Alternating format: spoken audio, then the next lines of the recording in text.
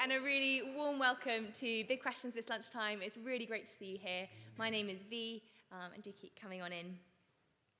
Whether you joined us last week for our week of events, Real, or whether this is your first time with us, it is so great to see you here.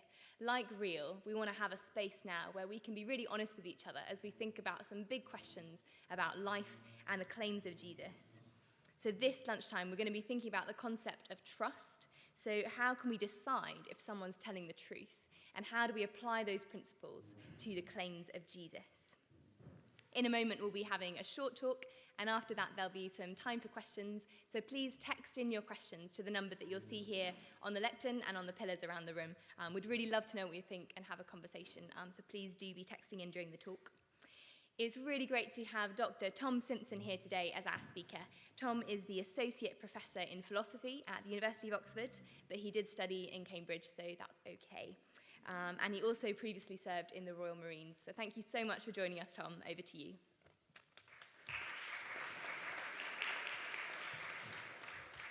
Great. Well, V, thank you very much for the warm introduction. It is genuinely a real pleasure to be back here. Oxford has been very grey and gloomy and very cold, and the sun was shining, so I felt like I was coming home, so I was coming back.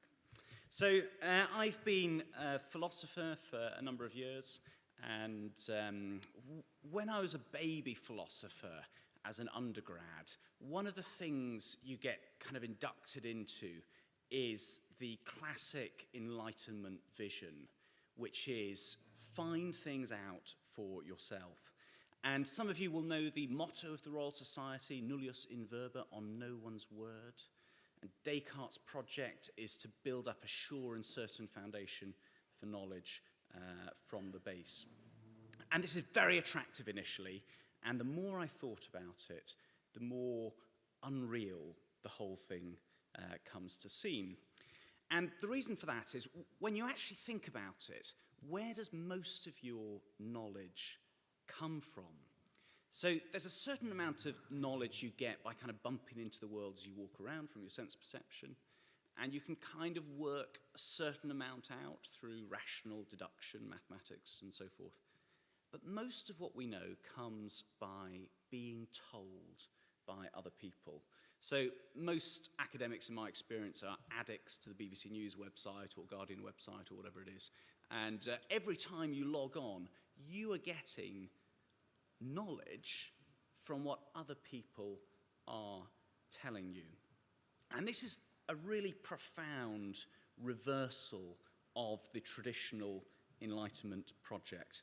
And in the last 25 years in analytic philosophy, which is what I work in, this has been absolutely revolutionary. There's been an explosion of interest in it. And right at the heart of the debate are two rival views about when we come to know something on the basis of trust. And one view goes back to David Hume, and he says that when we know something by believing what others say, what we don't do is trust them. What we do is make an inference on the basis of probabilities to see whether they're probably telling the truth or not. So what we fundamentally need is we need corroboration and support for someone else's, for what they tell us.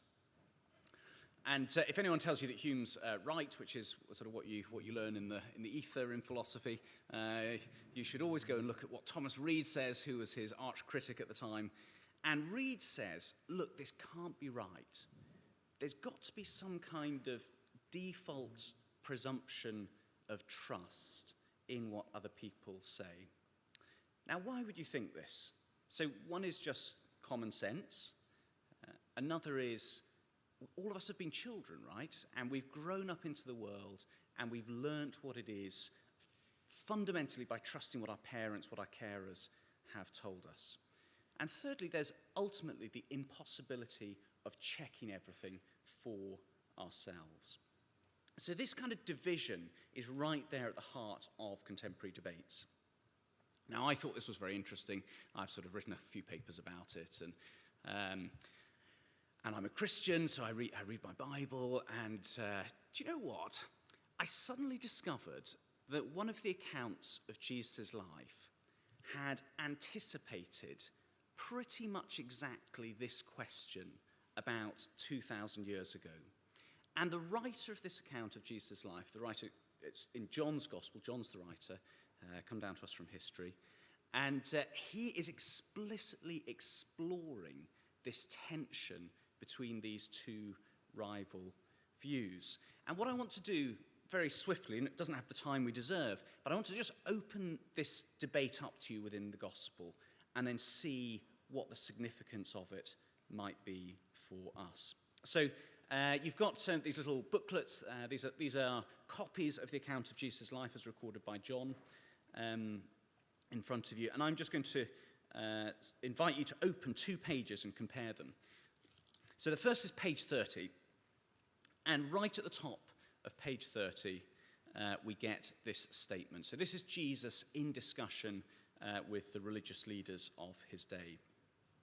And he says this: "If I testify about myself, my testimony is not true. There is another who testifies in my favor, and I know that his testimony about me is true." And then later, if you want to, you can read the rest of that page. And what you'll see is Jesus saying, "And here are the other people who testify on my behalf, who bear witness to the reliability of what I say." And that's the first page. Now, would you flick over, please, to page 48? And we're halfway down. And this is, again, Jesus in debate with the Pharisees, the religious leaders of his day. "When Jesus spoke again to the people, he said, 'I am the light of the world. Whoever follows me will never walk in darkness, but will have the light of life.' The Pharisees challenged him, 'Here you are appearing as your own witness. Your testimony is not valid.' Jesus answered, 'Even if I testify on my own behalf, my testimony is valid, for I know where I came from and where I am going.'" Okay, so I know it's lunch, I know you're all chewing, and you sort of might have missed the significance of that, but there's a direct contradiction there, right? Okay, so in chapter 5, Jesus says, "If I testify on my own behalf, my testimony is not valid." And in chapter 8, he says, "If I testify on my own behalf, my testimony is valid." Okay, so what's going on? So there are 3 outright resolutions. So one is just that John contradicts himself. I mean, many human writers do. After all, why could this not be the case here? And there's a number of reasons why I think this is not the case, but one suggestion, one indication, is that John's Gospel has a lot of what the biblical scholars call gematria. So this is numerical patterning within the text. So you know how in English poems we'll sometimes have acrostic poems where the first letter of each line, when you read down, will spell out a kind of a word or a sentence or a phrase or something. And so the poet has constructed the poem to ensure that there's meaning across the lines, but then meaning down the acrostic. There's something similar going on in John with numerical patterning. And you don't get that unless you spend a lot of time carefully preparing the text. And John's Gospel is very polished Greek, the scholars tell us. So I think there's reason to be hesitant about just saying it's contradiction. So what's going on? I think this is what you might call a stop and think device. So John's putting it there so that, you know, if you're not just kind of in the post-lunch slumber, you're paying attention. It kind of forces you to sit up and think, okay, what's going on here? Like, how do these two things fit together? And what I'm going to do is suggest a way that I think they fit together. So it seems to me that in chapter 5, what Jesus is doing is he's saying, here's a principle that you accept, which I don't, but which even by your lights, you should come to the conclusion that you currently disagree with, namely this radical claim about who Jesus Christ is. Even by premises that you accept, you should come to the opposite conclusion of what you are defending. You should come to the conclusion that I am defending. And he's appealing to a legal principle in the Torah and the Jewish law, which says that nobody can be convicted on the basis of only one witness. So that's what's going on in 5, I suggest. And what's going on in 8 is this. Jesus has this picture, verse 12. He says, I am the light of the world. Whoever follows me will never walk in darkness, but will have the light of life. And he's giving us a picture there of something light which needs no extra support. So when you turn the lights on or you light a candle back in the day here, the light just it illuminates the room. It doesn't need anything else to kind of help do it. It just does the work by itself. And this is preparing us to see that what John's drawing attention to is that when Jesus speaks, there's no need for any external attestation, external corroboration to what he's saying. His witness, his testimony, carries its own authentication. It asks for it to be believed on the basis of who speaks. And this is borne out within the passage when we look at verse 14. Even if I testify on my own behalf, my testimony is valid. What's the reason? The reason is for I know where I came from and where I am going. Now, that is deeply relevant if what we need to come by knowledge when we trust someone else is for the person who speaks to us to know what it is that they are talking about. And if the person who you're listening to knows what they're talking about, in this case, Jesus knows where he's come from and where he's going. In the context of the gospel, he's come from the Father in heaven and he's returning to be with the Father. He knows where he's come from and where he's going. If a speaker knows what they're talking about and you trust them, and your trust is connected in the right way with the reliability of the speaker, with the trustworthiness of the speaker, you get knowledge of what it is that they speak about. So John has already forced us and invited us to think about what are the conditions under which we can come to know fundamental, right, really existential questions. Does God exist? What is his nature? Does he want to know me? What does he ask of me? What does my life look like in response to this? John's thought about what are the conditions under which you can come to know this. And his proposal is Jesus speaks about himself and we're invited to ask the question, do I trust him? Now, is this plausible? Okay, so some of you might be sitting there thinking, is it really plausible if someone just walks in and tells you a bunch of stuff about themselves, and I just trust them, then I get knowledge on the basis of it? Well, I think it is. So let me just give a parallel. Back in, I don't know when it was, 70s, 60s, Yuri Gagarin was the first Russian, he was the first person into space, Russian cosmonaut.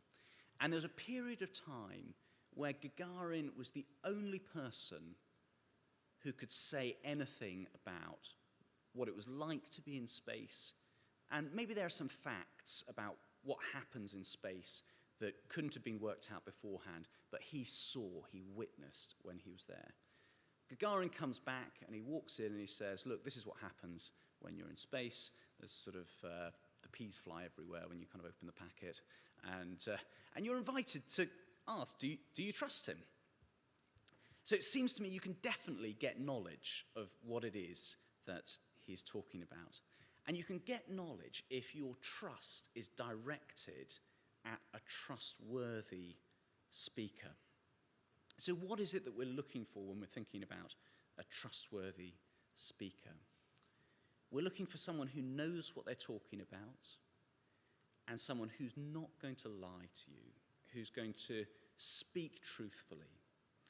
And that second condition is fundamentally a moral condition. So a person's moral character speaks to whether they are trustworthy, whether they can be trusted. And the consequence of this is that we can come to knowledge through trust.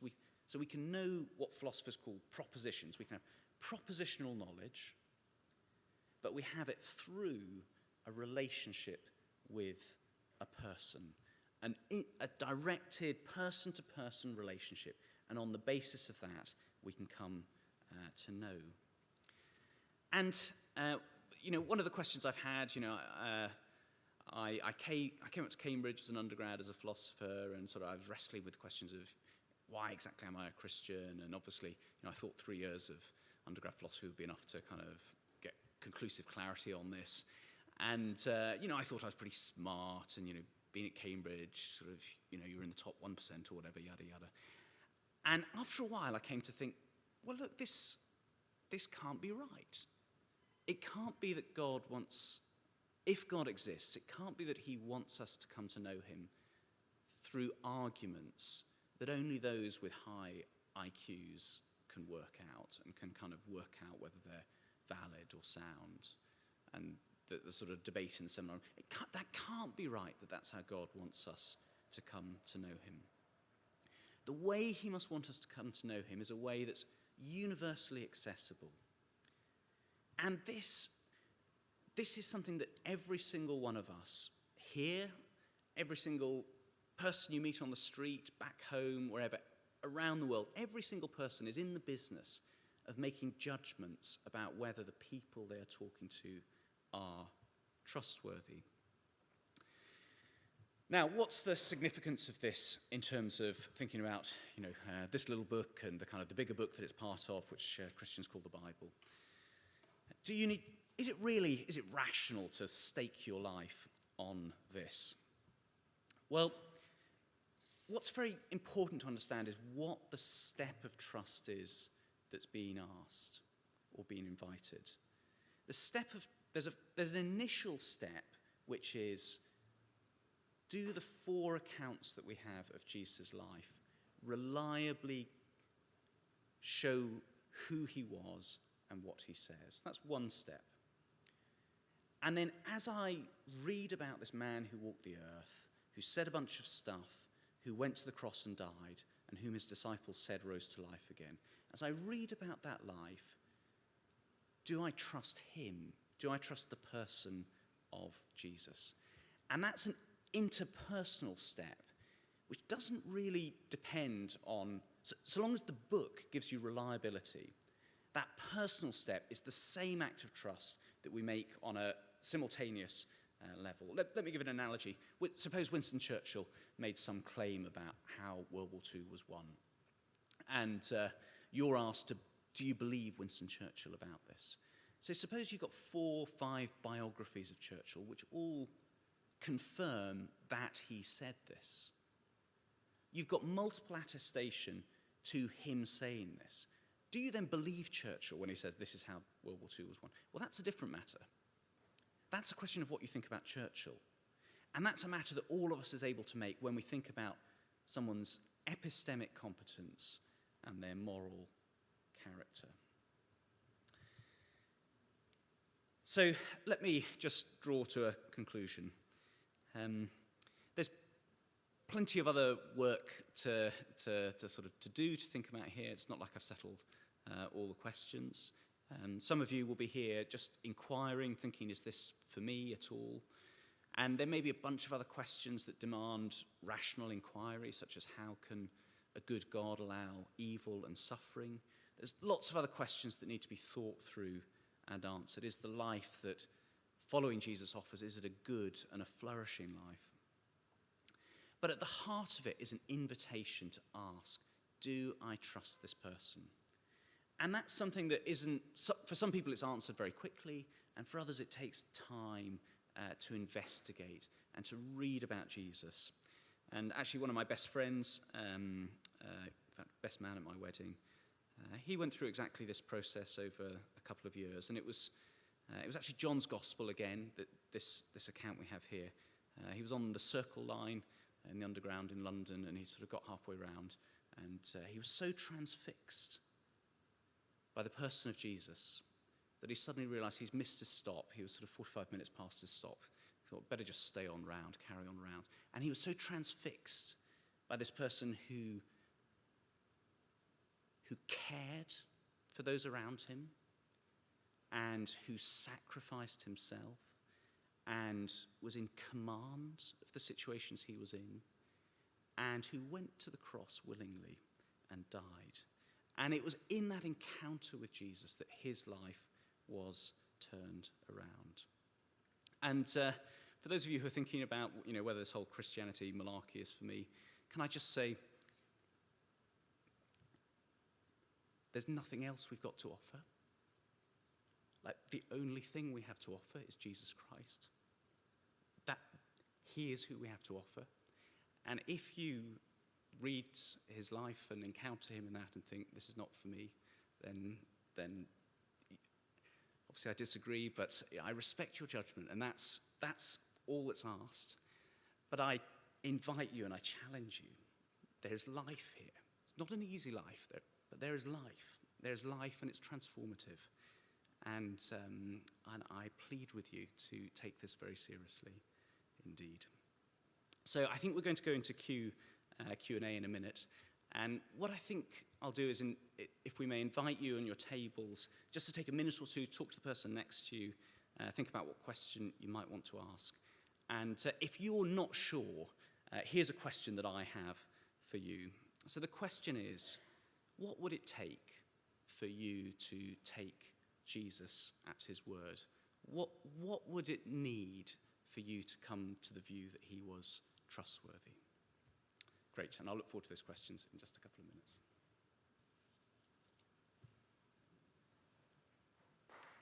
Thank you.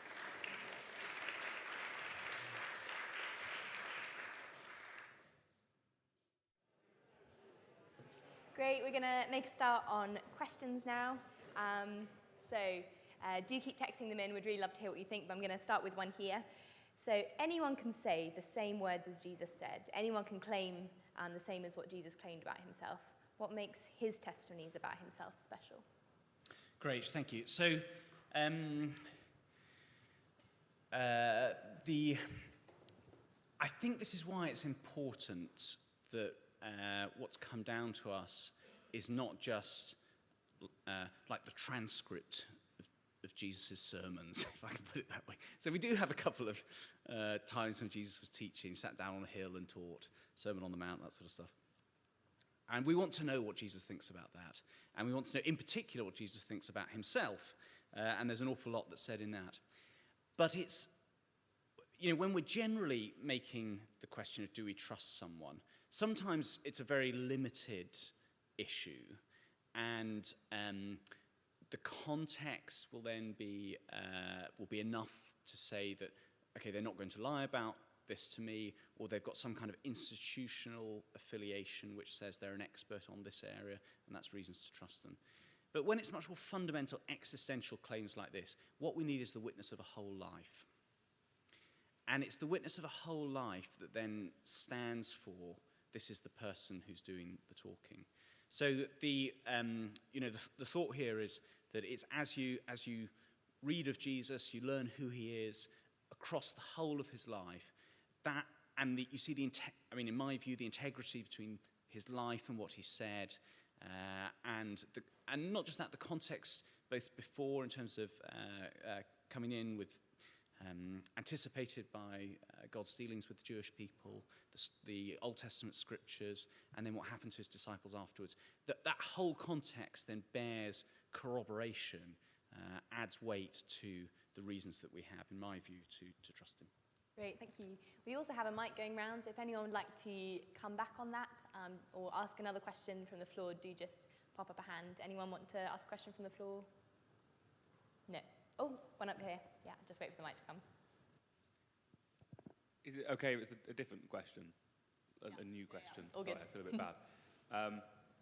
My question is that, proposition is that some of the things that the Bible claims or Jesus claims, if I were to observe them with my primary senses, with my own eyes, I probably wouldn't believe them. They're that difficult to prove. They are so out of step with everything I know about the universe, everything I observe on a day-to-day basis, that if I did observe them, it would be more likely that I was having a delusion or a hallucination of some sort than it was actual proof. So if I can't trust my own literal senses, how could any testimony testimony, no matter how reliable, whether it's BBC News or Jesus or whatever, how could any testimony, especially one that's 2,000 years old, ever convince me that the laws of physics can be suspended or whatever, Yeah, great, good question. So, I mean, a lot to say, and are you a philosopher, sorry, or law?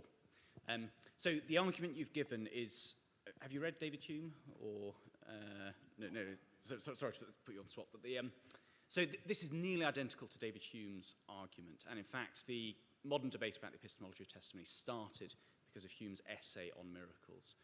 And in that essay, he proposes that it's always more likely, it's always more probable that someone is lying to you than that a miracle has occurred. So this is what's called a frequentist definition of probability, and on this basis, the rational thing to conclude is always that someone's lying to you. Okay, and I'm really pleased because you've actually drawn the argument to what I think is its own reductio ad absurdum. So it's an implication of Hume's argument that even if we were to witness a miracle in front of us, it would be rational to distrust our senses than to believe that a miracle had occurred. So I think this is evidence that something's gone wrong in the argument, and the reason for that is that the argument is supposed to show that it's always rational not to believe in a miracle without having made any prior assumption about the probability or otherwise of a miracle. And so I'm sure you'd grant to me two conditionals. So one conditional is if God doesn't exist, then miracles are astonishingly improbable, or if there's no supernatural, miracles are improbable. But conversely, if God does exist, or there is some kind of supernatural realm, miracles seem prima facie perfectly possible, right? I mean, so if God has created the world, he's created the laws of nature, he can suspend the laws of nature if he wants. I mean, that just seems like an agent who's got the power to create the world has also got the power to suspend the laws. And I'm not even getting into discussions about, there's a whole separate discussion about the nature of law, laws of nature rather. So there's got to be something that's gone wrong, which, so suppose we accept that if God exists, then miracles are prima facie perfectly possible. And then why is it that it's improbable? Why is it that it should always be rational? So the thought here is that the definition of probabilities that we're using in this condition has gone wrong. So there are some things which are improbable in a frequentist sense, but are perfectly, over a sufficiently long run, say, they're going to be likely to happen. So, for instance, it doesn't rain very often in the Sahara, but it's perfectly rational sometimes for someone to come up to you and say, I was in the Sahara last week, and it rained. And that just, we're stretching, it's sort of the opposite of gullibility. It's like a pathological suspicion to say that it's always going to be untrustworthy in that instance. So there's a bit more work to do to sort of figure out the niceties. But so one of the early writers on testimony is a philosopher called Tony Cody, and he has a chapter in his book which has a really nice title, which I think he takes from Locke, which is called Surprising Reports. And so the thought is it must be, something's gone wrong with our ethics of belief if we're unable to learn something surprising. And so that was actually why the question I posed at the end was what it was. So what would it take, before even getting into what the evidence is of Jesus' life, what would it take? So a priori, we're not saying that this is impossible, the whole setup. And given that, so we're blank on the prior probabilities, what would it take for me to be able to put my trust in particular in Jesus Christ, or in someone who was making these kinds of questions? Yeah, it's a great question, and there's a load more to say on it. Thank you. Thank you. We'll go for one texted in here. So I may be wrong, but don't many Christians not fully trust the work of John anyway? What's your view on that? Great. So I'm a philosopher, so I'm just going to slope shoulders and say talk to biblical scholars. But here in Cambridge, I think he's still living here. Richard Borken is a prominent biblical scholar, and he's really pioneered over the last 15 years or so quite a profound, and his work's now been very widely accepted, reversal of the understanding of the historicity of John's Gospel. So, a la 19th century, German theologians were very sceptical about the historicity of John, but the reversal of that started in the 1960s with an Anglican bishop called John Robinson, J.A.T. Robinson, who was very liberal theologically, not at all committed to the authority of Scripture doctrinally, but he came to the view that John was to be trusted historically, and this work has continued. So I just sort of refer you to that work and say investigate that. Yeah, but absolutely, that's the question to ask before stepping forward. Great.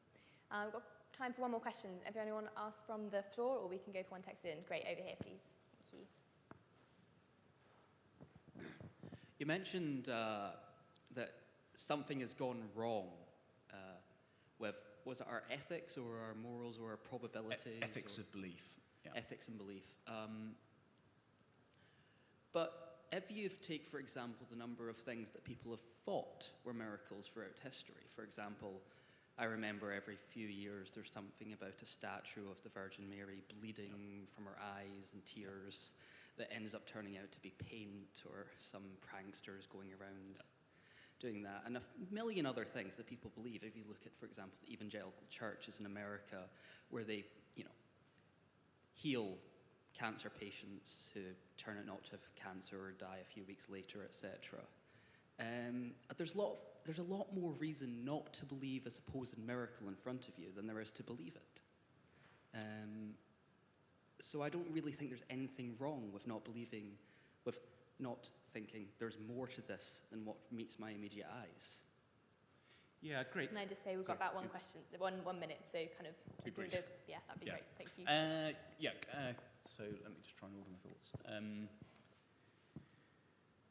So firstly, there's a lot of bogus stuff out there, so that needs to be investigated. So this is not a license for gullibility. Secondly, the direction of travel here isn't, or the argument I'm making is not believe that the miracles in the Gospels have occurred because we've got these written down in the Gospels. So I do believe that myself, because I believe that God exists, and if God exists, I think it's totally plausible that miracles should take place. But the direction of travel is that there's this man who walks about on the earth, Jesus Christ, and makes these extraordinary claims about himself, and does so in the context of a life of integrity and a life that, in my view, commands respect. And that's the challenge. Do I trust what he says about himself? Now, if you do trust, then it makes sense to... The other stuff kind of comes with it. But that's the point of and you may investigate and think this is irrational. That's fine. Each to their own in that sense. But what I do think, but the challenge is, I don't think there's a valid argument which says that without having investigated the evidence, I don't need to consider this question, which is what the substance of the earlier discussion was that we had. But thank you. It's a great question, and there's a lot more to say, obviously. Great. Thank you so much, Tom. Let's give Tom a round of applause.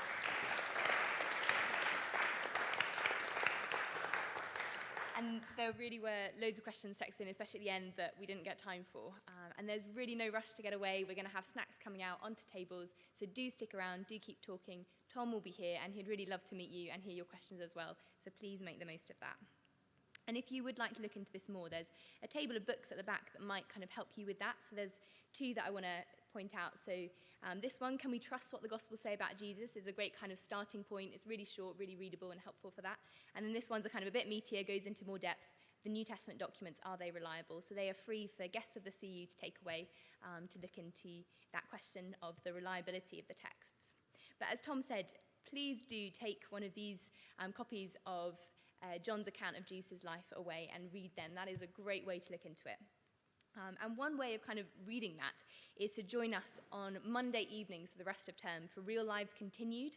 So we're going to be meeting every Monday evening at Cafe Nero. We'll be meeting a range of special guests who are going to share something about their story and how Jesus' story has changed their lives.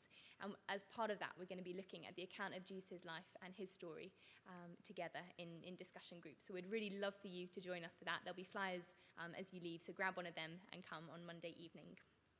I think that's it from me. We're back again for big questions next week, so check out one of the flyers on your tables. It'd be great to see you, and have a great afternoon.